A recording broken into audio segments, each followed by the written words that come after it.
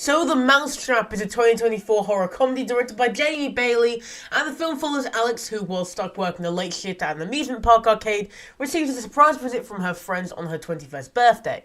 However, the night of fun soon turns into a night of survival when a killer dressed as Mickey Mouse crashes the party, and it's absolutely insane. The film stars Sophie McIntosh, Simon Phillips, and it's very goofy. Get it? So, spoilers ahead, and let's get into the video.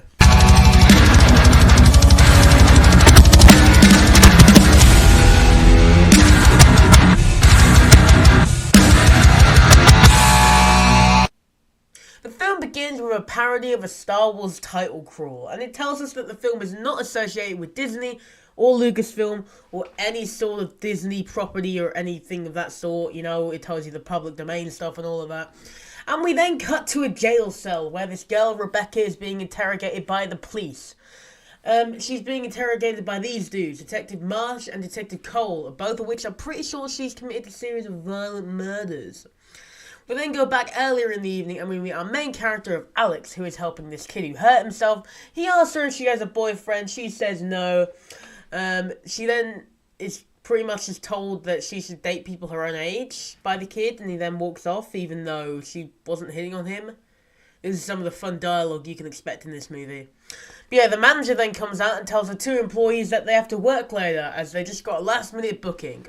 We then follow the manager back to his room where he's watching the original Steamboat Willie cartoon, and he must really like Mickey Mouse, or he just is a big Disney fan. You know, I'm sure there are a lot of adult Disney fans who are going to despise this movie. Man, children. And yeah, he then pretty much just hears a dude laughing in the background, and we then zoom in on his Steamboat Willie mask, and then I guess he dies. You know, they don't really say. Like, literally, we don't even know what the hell happens to him. Later in the evening, though, Alex is cleaning up the place to prepare for the late booking. She then hears a noise in the back, and she goes to investigate. She sees a man in a Mickey Mouse mask, so she runs away and runs into her last-minute booking. It's all her mates. And they've all rented out the place to celebrate her 21st birthday. Even though it's in about 3 weeks, they decided that they'd celebrate it with her here tonight, because they all decided that they'd celebrate their entire childhood in this one place. Because now they can have alcohol.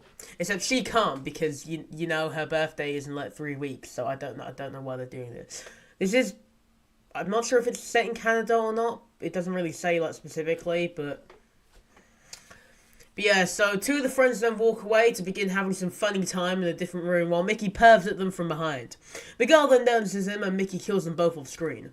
Meanwhile, Marcus, someone who has feelings for Alex, calls his friends to tell them to come to the arcade to take care of Nick, who also has feelings for Alex, because apparently he's making moves on his side chick, and that's super uncool. Rebecca then goes searching for the other two and runs into Mickey, who pushes her to the ground and slits her Achilles tendons. Remember this, because this will come into play later in my rant after I finish talking about the plot. Meanwhile, Alex and Nick are sat at a table together trying candy from different countries, as it's something that they spoke about doing when they were younger. That's sort of like a thing that happens in this movie, but there's no real payoff of it. It just sort of is there. And it's really the only scene in the movie with a little bit of emotion, and Alex and asks Nick to like ask her out. And then one of the blonde girls enters the room. She's got like blood on her, and she tells them, they got a problem. Yeah, you're in this movie. We then cut back to the bar where all of Marcus's friends are, and you know, Mickey just appears and starts whacking them with a hockey stick, and I guess that kills them, even though I don't think that would. It would probably just like leave them with a bruise or just knock them out.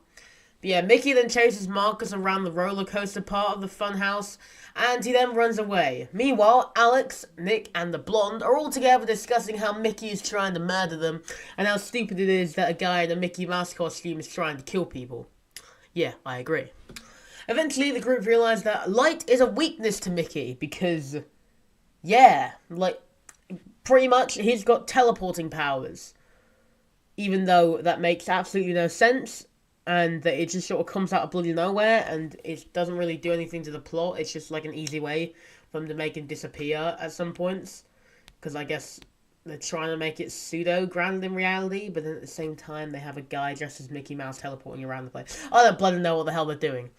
But yeah, Mickey then chases other people around the place, and Once they figure out that light is a weakness to Mickey, they try to trap him. They use a light, but somehow he still teleports away. If that's his weakness, it makes no bloody sense that he's able to teleport away if it's his weakness.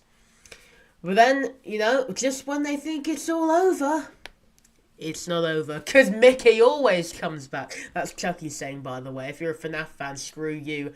William Afton didn't say that first. But yeah, Mickey comes back and decapitates Alex, which is one of the dumbest scenes in the movie because she is literally the final girl and they've just killed her off. So it makes no sense at all that they've just killed off their final girl who'd been following throughout the entire film and is the one person in the one scene where they have emotion. But, you know, that's pretty much where the film ends. However, there is a post-credit scene which shows Rebecca in prison with Mickey coming to break her out and she stands up and leaves. And yes, I said that she stands up. I don't know if they forgot that they slit her heels, but I know maybe Mickey healed her with his magic mouse powers. I'm not sure if they'll make a sequel to this, as it hasn't really received the best reviews from critics or audiences or me. You know, like, I don't think anyone likes this, except for, like, people who just really love crappy B-horror movies. Like, you know, I like a good B-horror movie, but it has to be a bit decent, you know? What do I think of this movie, though? I think it's absolutely ridiculous. It has some comedic jokes. I liked the opening sequence, and that kind of told me that it would just be like a piss take, you know, like Scary Movie and that. It really isn't. I feel like they were trying to, like, half do that, and then, like, they just got mixed in, like, the, like, final cut or something, because it really just isn't. It's got some comedic jokes and one alright moment, but it's mainly just crap. The characters are just mindless meatbags, the kills are needless, and Mickey doesn't even do anything interesting. He's literally walking around with a basic little knife. Like, I could go down into my kitchen and grab that, but this guy's supposed to be teleporting around. Why doesn't he teleport to, like, a chainsaw shop or something? I guess that wasn't in the budget, which is fair enough, but, like, you know, try and do something different. And the one kill where they do actually try and do something different, where they decapitate the main character, comes out of absolutely bloody nowhere, because he leaves, and he just comes back, and then, like, what's the point?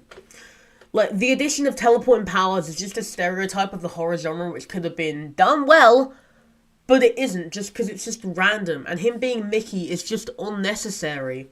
If anything, it couldn't just been an old guy in a mask, or just some dude who just, like, try and add some story to it, you know? I don't know why, like, people always, especially me, like, expect so much from these films, because they get, like, hyped up and stuff. And then they're just mid. Like, it's alright. You know, like, I was hoping they'd put some sort of effort in this, but it really just came out the same as all the other public domain B-horror movies. And yeah, that's pretty much it for this film. I give it like a 4.5 out of 10. It's not bad, but it's really not good either. But what do you guys think? Let me know in the comments below.